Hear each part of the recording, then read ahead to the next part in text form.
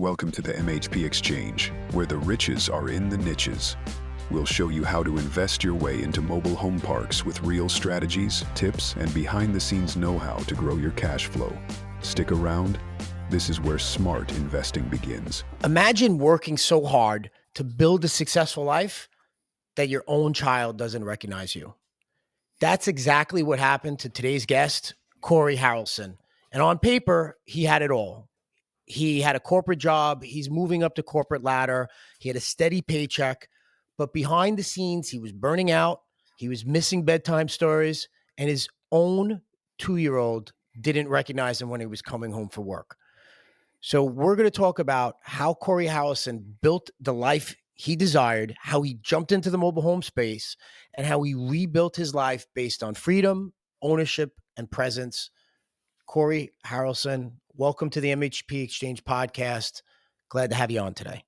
So happy to be here, Frank. This is going to be fun. Yeah, Cory, and we were talking a little bit before we got on the air, and there's so many parallels I've seen between your story and our story. And for those of you out there listening today, Cory, and haven't heard Cory's story, how did you pivot into this space? Like, what was that pivot point? Yeah, absolutely. So about 10 years ago, I was working as a structural engineer.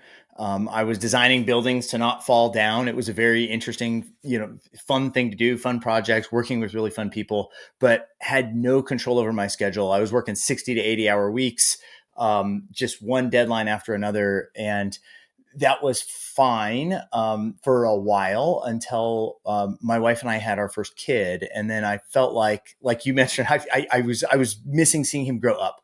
And there was literally a week straight where I did not see him awake. He was 1 or 2. And I would go to work in the morning before he woke up, and I'd come home and he was already asleep. I did this all week, and it was a Sunday.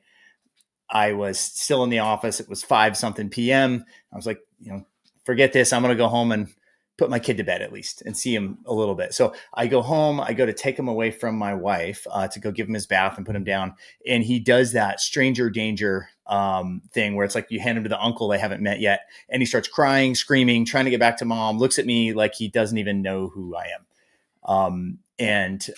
That was the moment when I realized I need to do something different. It broke my heart. I had to do something different. I don't know what it was at the time.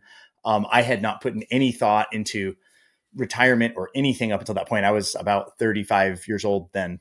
And so I didn't know what I was going to do, but I just knew it had to be, I couldn't sustain this until I was 65. Yeah.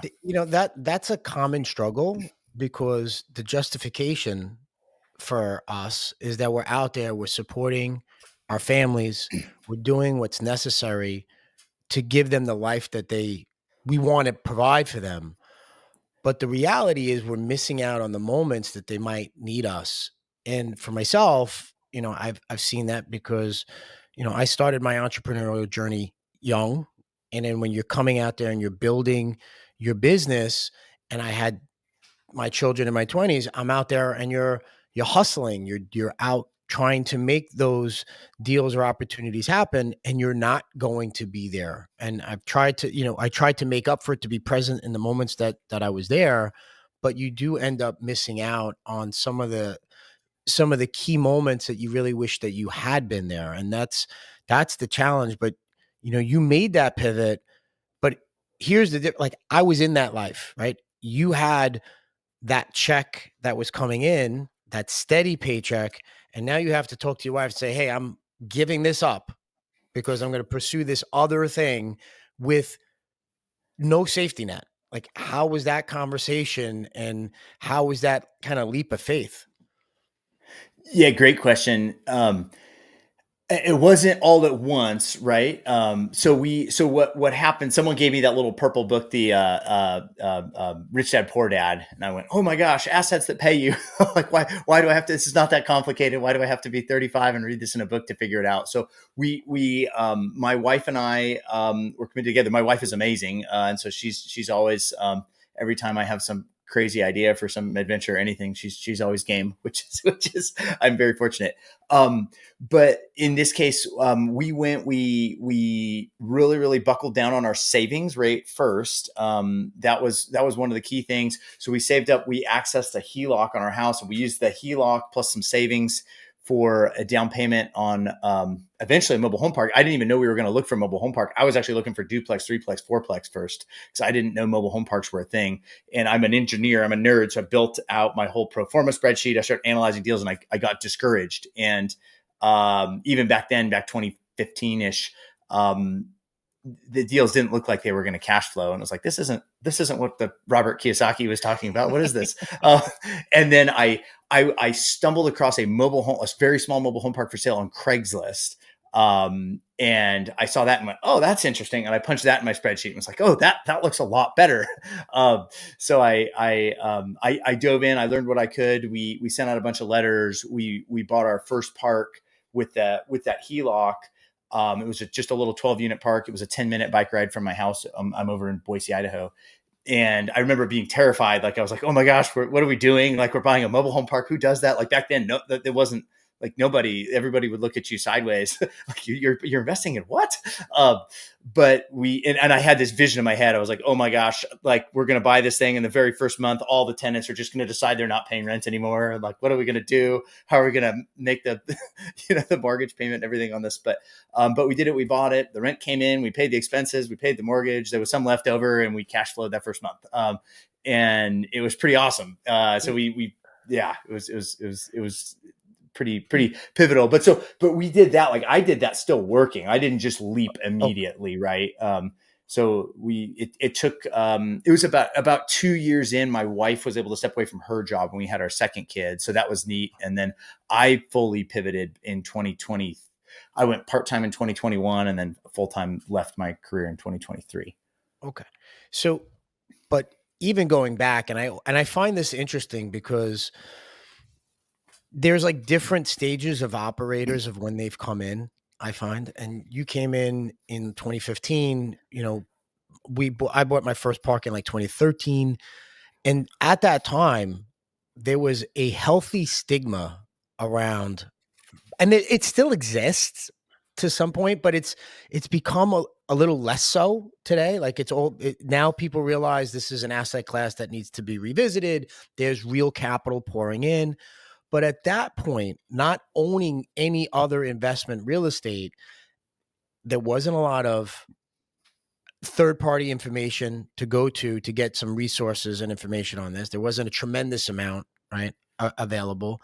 And there was a huge stigma on it. Like, so when you approach your wife, right, and say, hey, we're going to buy a mobile home park, right? when you say, hey, we're going to do something different, and hey, we're going to buy this mobile home park, like, what was that reaction like? Did she, take you to the doctor? Did she check your temperature, Rose? No, she's game. She's cool. Yeah, I mean, I'm always coming up with crazy ideas, right? Like, oh, let's travel here. Let's just pick up and when we moved to Boise, Idaho in 2011. We didn't know anybody here. We were living in Los Angeles and just were really not enjoying it there. We knew we wanted to leave. And I can remember the day I came home to tell her, hey, look, what about Boise, Idaho? And she's like, what, potatoes? Like, what do you, so I probably got more of a reaction for that one. The mobile home park one, I think she's used to me by now. And she's just like, okay, if you think it's good, let's do it. So I'm very lucky. She's game. That's, having a great partner is so important, especially when you're going on this entrepreneurial journey, because if you don't have that support, like, you're going to fight all those battles outside to make whatever you're doing work. The last thing you want to do is come inside and have to fight why you're doing what you're doing. So having that is so pivotal, and I think so crucial. And sometimes it gets overlooked, but it's so important, I think, to the long-term success of anybody that you speak to who's been successful going down a path like that. It's having that partnership work. So kudos to you, kudos to your wife.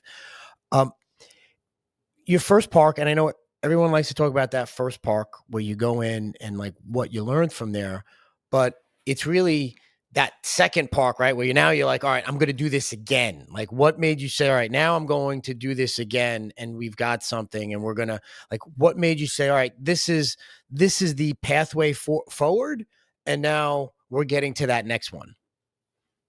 Yeah. So as soon as I grasped that concept of, oh my gosh, passive income, I get it. Like the math behind it. I knew almost from the beginning I wanted to do more than one. But yeah, you got to get through that first one, and then we did the first one, and it actually worked. It cash flowed. There was all kinds of stuff that went wrong, but it still did well. We had one tenant. It was a little 12-unit mobile home park. It was not big. We had 11 really good tenants, and we had one tenant that we knew going in. Like we toured the house when we were in due diligence, and he was high as a kite. And like it was in really, really bad condition. And so he did us a favor, and he stopped paying. We got him out like pretty quickly. And it was actually a good thing too. His house was in such bad condition. This was a year in Boise, Idaho. It was we call it Snowmageddon, where the snow, it was like the snow exceeded all the design snow loads. There was actually a grocery store roof that collapsed. The roof over this home's bedroom actually collapsed when he was out. We had already gotten him out, but so it was a really good thing. So we got that home all the way out. We redid the lot, figured out how do we infill this thing? I found another used home. We brought it in, we rehabbed it, put, a nice sod grass and everything, and moved a sweet little old lady who'd just gotten divorced into there. So it was there was a lot of learning, but at the same time it was going really well. And so I thought, this is great. I want to do it again. So we funneled all the cash flow from that first deal into paying off that HELOC loan that we had used for the down payment, plus the cash flow that we were generating by getting really intentional about savings. And we paid off the HELOC and used it the next year. We bought another couple once again, small ones, but we bought a couple more in 2017. That was 2016. We closed on the first one, 2017, a couple more, another one, 2018. We kind of just kept using the HELOC for a succession of these little mobile home parks for the first several years. And building a steady portfolio of additional cash flow that was putting you on that path to financial freedom. Exactly. And one of the reasons why I was really interested in getting you to participate and be on this program, you mentioned something, and I think it's more like an operational thesis for you guys. And there's a few operators out there who talk about it, but not much, right? Because when you talk to people about why they're in the space or what they're doing in the space, it's very easy for people to go over the economic reasons, right? If you run, you have a resident base that statistically will stay longer than any other asset class. You can eliminate a lot of variable expenses. When you own these communities, it's a fragmented industry. So there's some, asymmetrical risk where you could get in at a lower basis. But you talk about operational excellence, right? And, we like to talk about, the resident experience, but your focus on operational excellence, like how does that drive you, and where did you kind of build up that model inside your organization? That's a great question. And I think that's one that doesn't get talked about hardly at all, because everybody, like the stereotype of mobile home parks is, oh, it's tenant owned homes. They own the home. If the toilet leaks, it's not your toilet. They're super easy. You don't have to do anything if you own them. And that's totally not true. It is true that if it's a tenant-owned home, the toilet leaks, it's their toilet. That piece is true, but there's still a lot you have to do. Especially, I think the big opportunity right now is in this what I like to call like a value add concept. And most people, like especially from the apartment space, will talk about value add, and what they'll talk about is you can do things to increase the income, which therefore increases the value, and everybody makes a really good return. And that's true. But I think it should be the reason there's such an opportunity here is because it's really an opportunity to add value in a whole bunch of places. And so if you do it right, then the investing in a mobile home park, you can win. right? And if whether you're passive or doing it yourself, the operator can win, but the residents can win too. And there's so many of these things. They were all built in the 50s, 60s, 70s, right? And so many of them are first generation, second generation. They haven't kept up with the maintenance. They haven't kept up with the infill. There's an literally affordable housing crisis. It's like crisis level in the country as far as where the affordable housing is at. This is the most affordable form of housing in the country. It's the only one that works without government subsidies or anything. That you don't need HUD or anything like that, LIHTC. It just works. And yet there's empty spaces in these. So there's vacancy that's not due to a lack of demand. The vacancy is there because it's a lot of work to fill these empty lots. And so the opportunity here is to come in and say, hey, there's people that need these homes, that just need, they're by and large, our residents, they're good people. They're working, they have a family, they just need an affordable place to call home. And there's a product here where they can have a home, they can park here, they can have a yard. There's not neighbors banging on your wall. It's a really, really good product. There's a lot of people that need it. And so that's where the opportunity comes in to say, hey, what if we can come in here and address some of this deferred maintenance? We can, the roads are all crappy and potholed. Let's pave them. Let's come in and trim up the trees and make it nicer. And let's fill in these empty lots so that we're actually increasing the supply of these affordable homes that people need. And so then what you're doing is you're making something where everybody can win. It's this really cool. It's not like a win. Someone wins, someone loses. It's like the residents get a better community. Someone gets a home they can afford on a minimum wage job, and investors can make a good return at the same time. So that's what I think is really neat about it. But there's a lot to it. And this is something I didn't really grasp going in. Like going in, you might get into the space because you think it's less work because you don't own the homes. But in a lot of ways, it's actually more work because there's also not a lot of good third-party management companies out there. There's a few, but you have to have really, really big parks in order to afford them. Think 150 pads and up kind of thing. So for the most part, most of the successful syndicators I know have all done what we have, where we vertically integrated. We built a property management company on the side. So you end up doing the property management yourself. And then to go through that to actually, once it's you've caught up on the deferred maintenance, it's 100% occupied, it's all tenant-owned homes. They're very stable and they are very easy to operate. But getting them to that point is hard. You're like a used car dealer, you are a home flipper, and you're a real estate agent all in one, because you've got to go source these homes at a price that we can bring them in and have an end price that is still meeting that mission of affordable housing. So there's like, used car salesman kind of stuff as far as at least the sourcing goes. Where can you go get these homes at a price that makes sense? You've got to have licensed contractors to come in and move them. You have other contractors come in probably to do a rehab if it was a used home. So now you're a home flipper, and you've got to be looking at the dollars and cents all the time. Like, what can people afford to pay? Therefore, how much can we pay for the home? How much can we pay for the move? How much can we pay for the rehab? You've got to coordinate all of that. Then when you're done, you have to turn around and be able to sell these things. So now you're basically a real estate agent trying to list them and sell them. So it's a very operations intense business, but it's this thing where there's all this value you can create for so many people along the way that it's worth it. But I think I think it's really cool. I like the idea of building a business. I love my team. I love, figuring out ways we can tweak our systems and be better. I really enjoy that. So that's fun for me. And it's a way to create all this value. I think if you want to just come in and like invest passively, you can do that with an operator. But I feel like if you're in the DIY mode, a lot of people, I think, misunderstand how much work these things really are. I mean, I think there was a lot there to unravel, but you hit so many key points that people, I think, miss looking into the space, because there are a lot of touch points that you have to have with your residents, even when they own the home, right? So people look at it as trailer parks, right? But they're really manufactured housing communities. And the key to us is that when you have a community, to me, a community, or to us, a community is tying people together, right? The reason why people stayed, or we found that residents stayed for an extended period of time, even in substandard communities, is because they felt that sense of community. They remembered when, or they felt an attachment to the owner, or they felt attachment to that land because that was their home. And you have to maintain that sense of community. And there's a lot of like spreadsheet warriors who come in there like, oh yeah, this looks great. I could do that. I could move X and I'll get Y. And they just look at it as inputs and outputs. And they forget that there's a very human interaction that goes on. And the real operators like yourself kind of get that. And they look, how do we tie all that in to get the residents to stay involved? Like for us, we make it our on our signs, we make communities better. We tell our residents, we want you to love where you live. Like we drive that in the message. And we realize for us to set that expectation, there's things that we have to do to create value for them.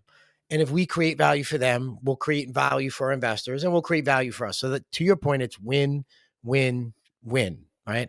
And this space allows you, it's not binary. It's not like I could do I do this, you win, I lose, or I win, you lose. We can create scenarios where we can all win, right? And sometimes I might even jump in there. Sometimes the cool thing that we've kind of realized is if you actually go talk to the residents, sometimes the win is actually easier. It's actually not as, sometimes, okay, you've got to spend $100,000 and repave the roads because the roads just suck, right? And the roads need to be repaved. But sometimes it's not. The first community we took over, my partner Thomas and I, we went door to door to every single house, like, hey, we're the new owners. Here's your new lease. And we want to ask, if no promises, but we said, if you could wave a magic wand and make one thing about this community better, what would it be? And we asked all the residents that question. And nobody asked for golden toilet seats. Nobody asked for a swimming pool. The biggest answer that we got was the trash service is awful. The dumpsters are always overflowing. We have to race our neighbors to the dumpster after the trash comes. And when they're full, we just have to leave the trash on it's like, that's not okay. Like you got to get the trash service right. That's not, but the neat thing is it was a really low, so many owners out there set such a low bar. So it's like, okay, here's an extra dumpster and an extra day of trash pickup. Problem solved. It didn't take $100,000 of CapEx. It took just getting the trash service right. And everybody was very happy. And we got some other feedback too, like, hey, it's dark, so solar lights. Like, but there's so many things you can do that oftentimes it's just these little pain points that people have that aren't even that difficult to fix. You just have to actually take the time to have those conversations and figure out what those things are. And sometimes, and we've done this, people like structure, right? So when you have a community that no community rules are enforced or no standards are there, just by changing that culture around, by setting expectations for that, that's a low cost, high impact, right result, because that's value. If I know Cory is going to set standards and who they're going to allow into that community, and everyone's going to have to your point, take care of their own trash. They're not going to collect junk in front of their homes. I'm going to get better value in going to my home. I'm going to feel that you appreciate the work I'm putting in, and I'm going to want to raise the standards of my home because you're raising the standards of the entire community. So that's touch points, that's work, but that's not necessarily dollars, right? So there is that dollar component, right? But not every community needs a community pool. But to your point, little things, lighting, cleaning up, getting rid of hazardous trees, picking up garbage, these things can be done, and it can create tremendous value and goodwill down the road. One of the things that we do, Cory, especially when we have infill, you might have homes there that are older and maybe residents that they don't have the capital to skirt it, to do the roof, to do siding, do the deck, and their rents are below market, right? So we might go in and it's part of our underwriting. We look at it. Well, I can't bring in a new home if that new home is going to look at a home that's missing skirting, underpinning is falling out, house is full of moss, has to be power washed, the roof needs to be cool sealed. But if I just build that into my underwriting model, I can do that.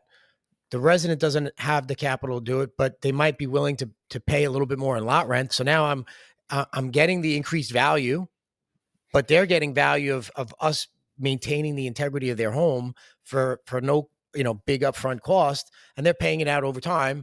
But we've got the increased value, so that's a win-win for both those. And by the way, I can now bring in and fill in that vacant lot, right?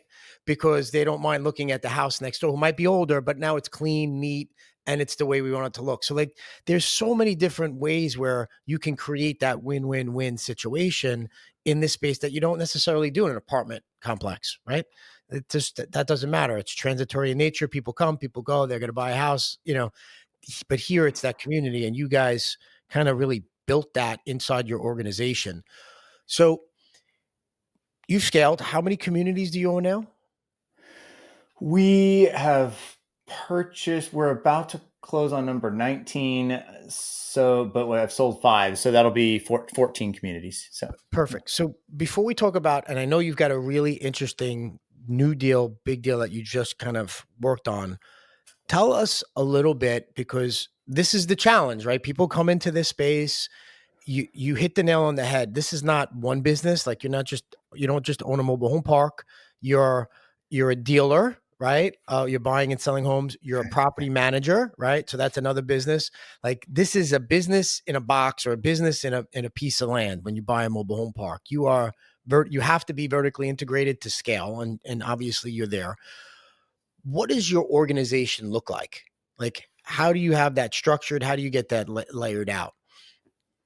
yeah, absolutely. So what we do is, I guess, starting kind of at the ground level, we've got an on-site manager at every community, and then what we do is we fully automate the rent. So we take that scope completely away. So typically, an on-site manager, not all of them, but most of ours will live on site. And in a normal scenario, the biggest time suck, the biggest scope of their work, and the biggest kind of pain is collecting all those checks for rent. Like, who wants to go knocking on your neighbor's door trying to collect a check? So we fully automate that. We do not accept payment on site first. So all they get to do is be the good guy or good gal who's solving people's problems. Basically, there are eyes or ears. They're people's point of contact. They get to help make the community better, help enforce the rules. Like, to your point, like making sure that you don't have the one junky neighbor that's making the whole neighborhood look bad. Like, you gotta keep the place clean.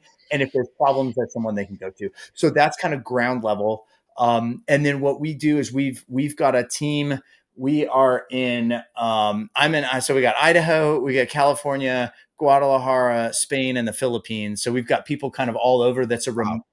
So everything that you don't need to be on site to do. We've got, so our bookkeeper just moved to Spain. But so we've got a team that meets with the on-site manager every single week and make sure, like, hey, like, with a standard agenda as far as like, okay, what violations do we have? What's the timeline on previous ones? What issues are we trying to solve? Which lot do we need to get ready for the next home move? We've got a whole standard agenda there. So we've got Axel on our team is meeting with every on-site manager every week. Carla's running a lot of our systems.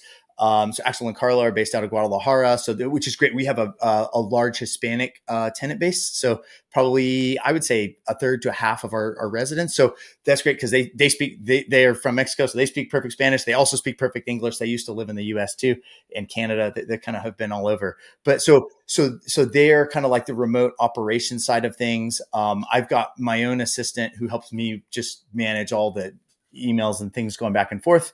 And then we've got Kim, our bookkeeper, and one more. So Thomas and I are kind of running the show, but we'll have now 5 additional kind of people that are remote everywhere, kind of running all the back office stuff that has to happen, making sure the property taxes get paid and the statements are sent out and all of that. So that's kind of what it looks like. We've got the back office team, and then we've got the on-site managers. So pretty straightforward. Yeah. And I think people underestimate the value of having somebody on site, and having a good manager. I mean, your manager is your brand ambassador, right? You're in right. How many states now? You're in 3 states, 4 states?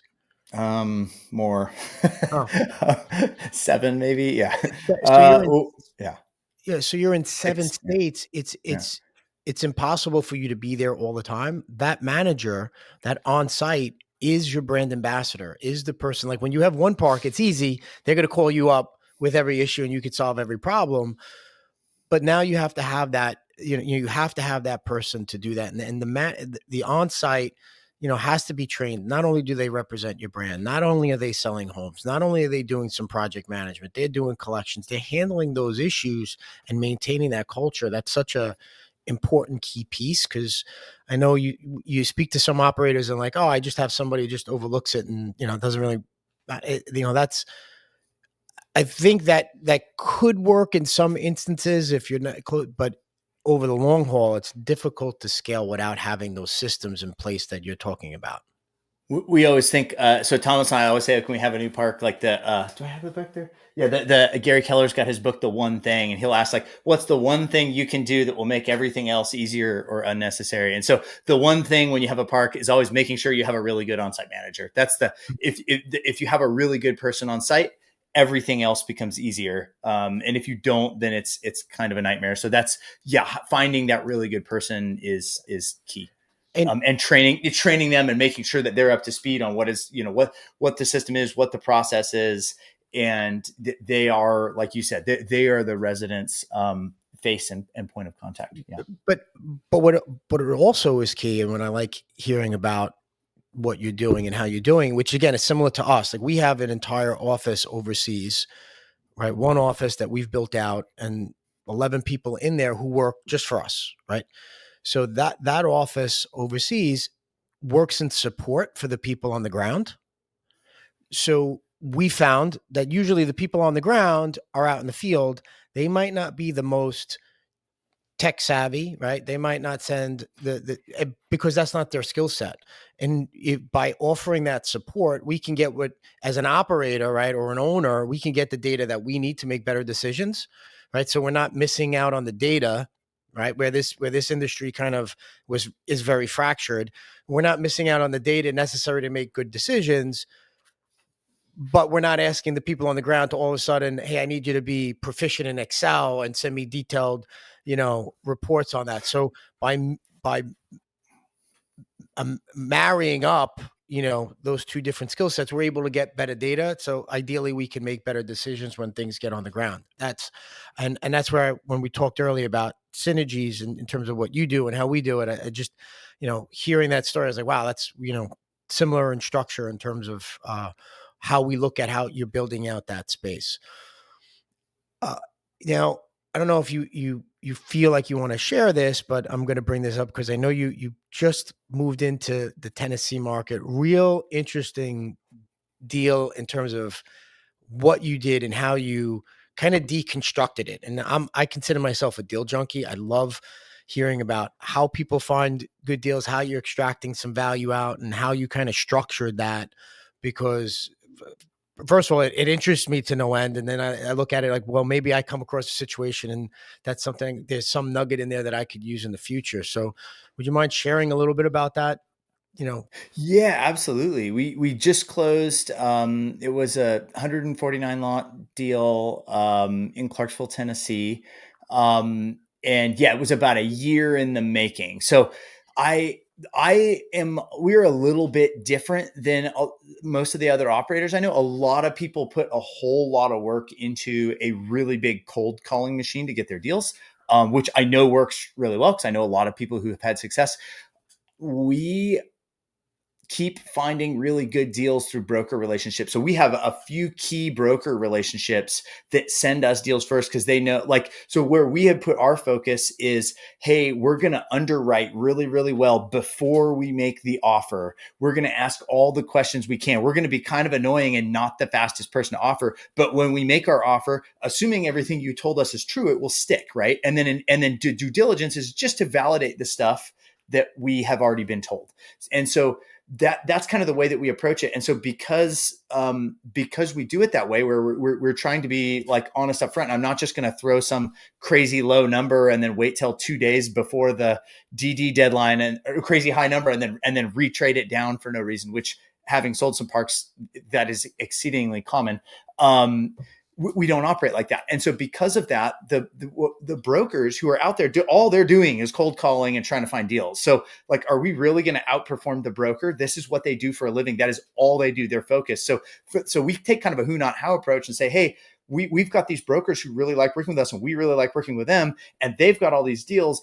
And there's several of them now who are sending us deals first, either deals that maybe the seller doesn't really want to list it because they don't, maybe they don't want to freak the tenants out, or maybe they're going to list it, but It's not listed yet. So we'll get first look at a lot of deals. And so every time I for the longest time, I was like, we need to be doing more cold calling. We need to be doing more cold calling. And every time we'd start to ramp up, all of a sudden, we'd have good deals from brokers, and we'd be pivoting over to due diligence. So because of that, that's my main source of deals. So this Tennessee deal came from a broker who I had sold a couple parks with, I bought a couple parks from, and he had bounced around at a bunch of different brokerages, and he ended up at a larger brokerage and was the junior broker. So he sent over, it was actually an 11 park portfolio, 500 lots, kind of scattered across Tennessee.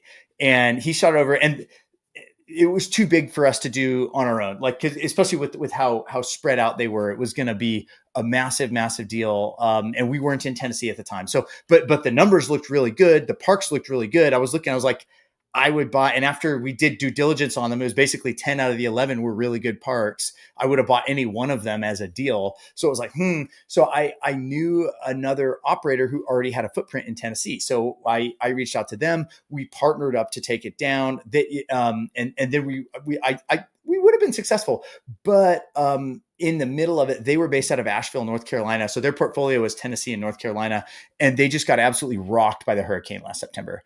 And their parks needed their attention. Their own homes needed their attention. They were no food, water, power for weeks, defending their houses from loot. Like, it was, they needed to take their focus away. So they dropped out of the deal. We dropped out of the deal. After we had already done a lot, and we'd already walked all the parks and done most of the due diligence, but we dropped out of the deal. Another operator picked it up. They dropped out.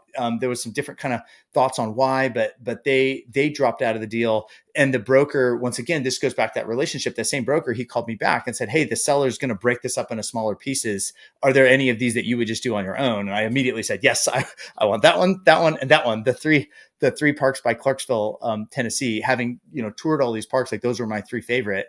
And so we were able to get those under contract. Well, we were almost about to get them under contract, and then the seller got a hold of the appraisal that other buyer had done just a month prior, and it was appraised at $500,000 more than we were about to be under contract for. So the seller almost backed out, but we managed to go up by 25 grand and convince them that, hey, which was true. Like, we already have done all the due diligence on these. We know them. I know that they were sick of being under contract multiple times. So I think because of all that, we were able to keep the deal. But so we finally end up with these. It was my favorite three of this 11 park portfolio that we put together. And we just finally closed on it a few weeks ago. So really, really excited about this. Congratulations on that. And people don't realize, like, in this space in particular, like, a lot of times it's almost a battle of attrition. Like, you have to be there, you have to be present, you have to keep that offer and relationship alive, because even though it goes into contract, there's so many, and I think it happens, you said a few things in there.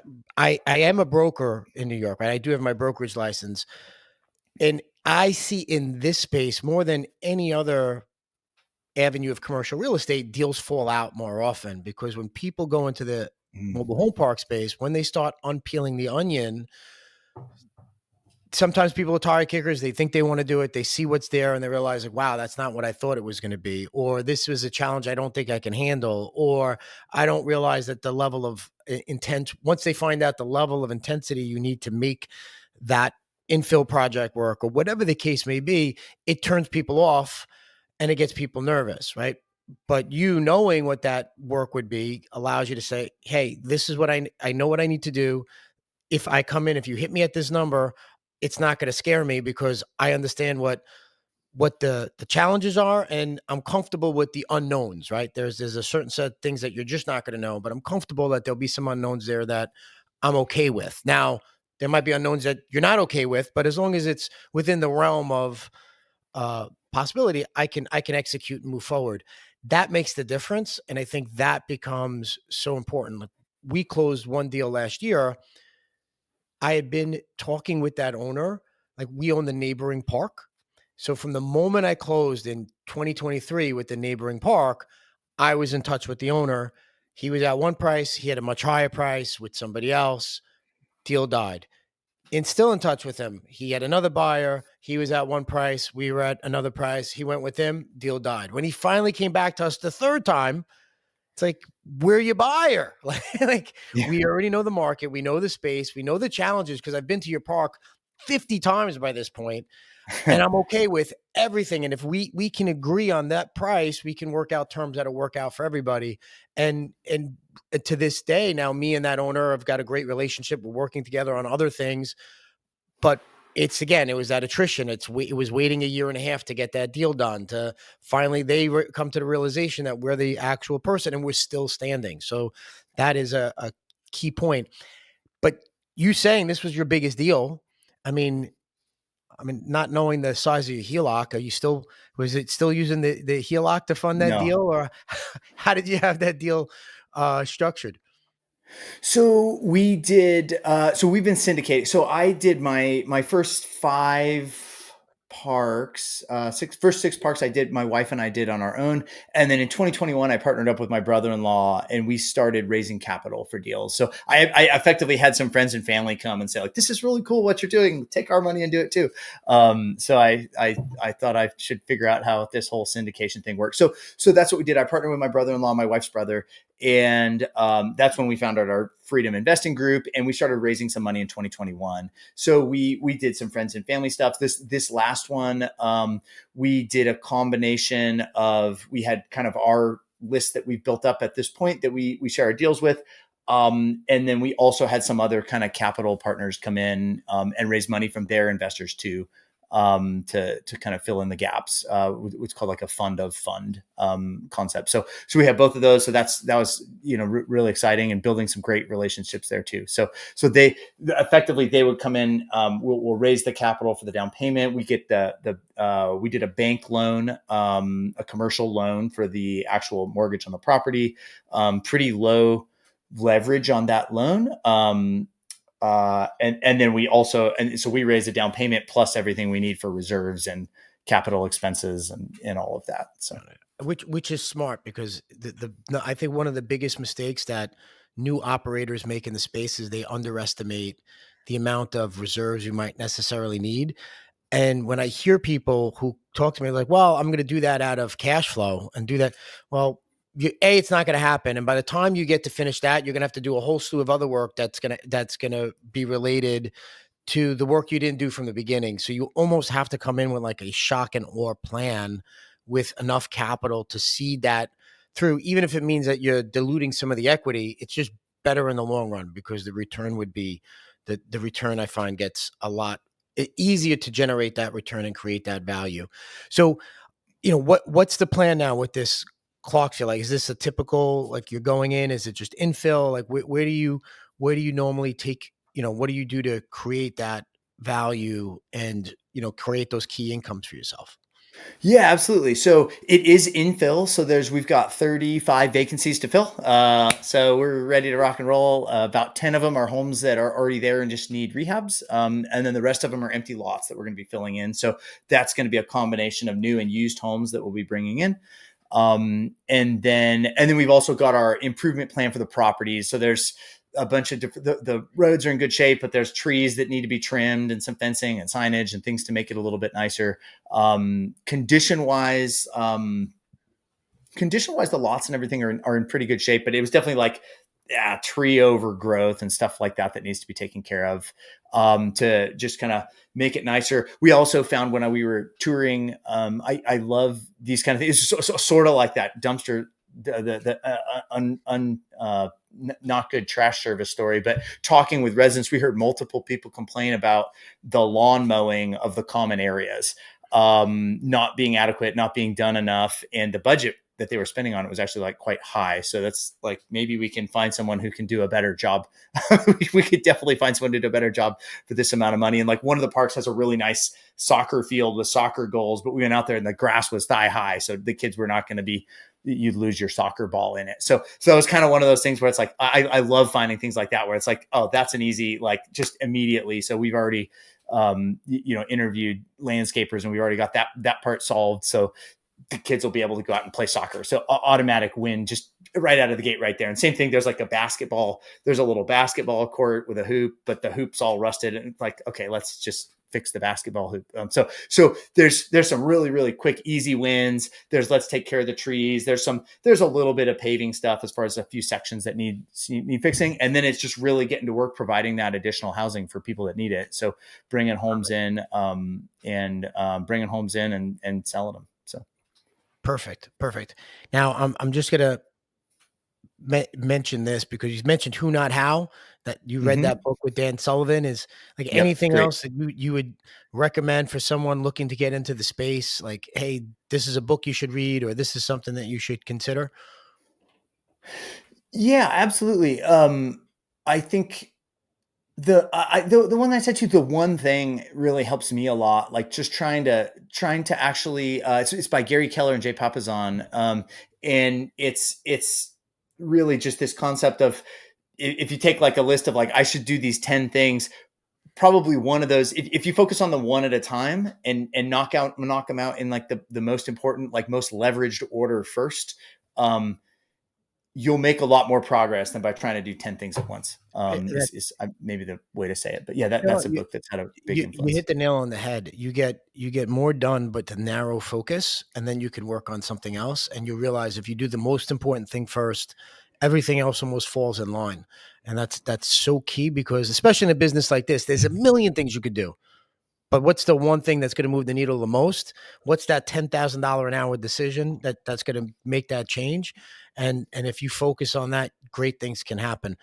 Cory, what's next for you? And then where can people contact you if they wanted to find out more about you and your journey? Yeah. So to find out more about us, I've actually got a free PDF on passive mobile home park investing if people are into that. And it's at passivemhp.com. And what we are up to next, we're really, really focused on starting out really successfully on these few deals that we've already closed this year. And we're about to close one more in a few weeks. I'm working on getting one more under contract to close this year. So trying to make it a good growth year. Yeah, it's 2025 is proven to be a good one. Well, Cory, I appreciate that. If you had information, or you want more information from Cory, check out his website, get his download. And I'd love to hear more about what you're doing and the successes you're having in the space. For those of you out there listening, if you found value from this episode, rate it, share it, and send us a DM with your questions at the mhpexchange.com. This has been Frank Rizzo on the MHP Exchange podcast. Until next time, everyone, happy investing.